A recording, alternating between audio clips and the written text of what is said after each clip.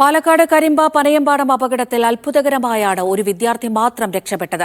Lorry വരുന്നത് മിന്നായം പോലെയാണ് കണ്ടതെന്ന് രക്ഷപ്പെട്ട അജ്ന ഷെറിൻ മീഡിയ വണ്ണിനോട് പറഞ്ഞു. അവർ 7 പേരാണ്.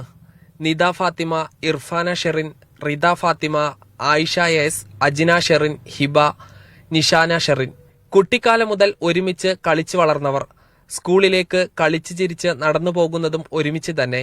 കൂടെയുണ്ടായിരുന്ന 4 പേർ ലോറിക്കടിയിൽപ്പെട്ടപ്പോൾ അജ്ന ഷെറിൻ അത്ഭുതകരമായി രക്ഷപ്പെട്ടു.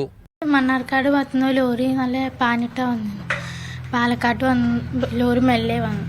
അപ്പോൾ മണ്ണാർക്കാട് വരുന്ന ലോറി ഞങ്ങളുടെ മുമ്പിൽ നിന്ന് ചെരിഞ്ഞു. ബ്രേക്ക് പിടിച്ചപ്പോൾ ഇതായിക്ക്. ഞങ്ങൾ പെട്ടെന്ന് കണ്ടൊന്നുമില്ല, ഞാൻ പോലെ കണ്ടു. ഞാൻ ആ കുഴിക്ക് വീഴുമായിരുന്നു. ചാലിലേക്ക് വീണു. അജ്നയെ പോലെ മറ്റ് 2 കൂട്ടുകാർ കൂടി രക്ഷപ്പെട്ടു. 5 പേർ ഒരുമിച്ച് കടയിൽ കയറിയതിനാൽ 2 പേർ പിണങ്ങി പിറകിൽ നടന്നു.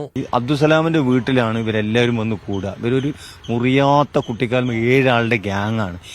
ഈ 7-ൽ 2 കുട്ടികൾ ഇന്നലെ എന്ത് ചെയ്തു, ഇവർ 5 ആൾ കടയിൽ കയറിയെന്ന് എന്തോ ഒന്ന് പറഞ്ഞ് പിണങ്ങിയിട്ട് 2 ആളൊന്നും തെറ്റിമാറി നിന്നാണ്.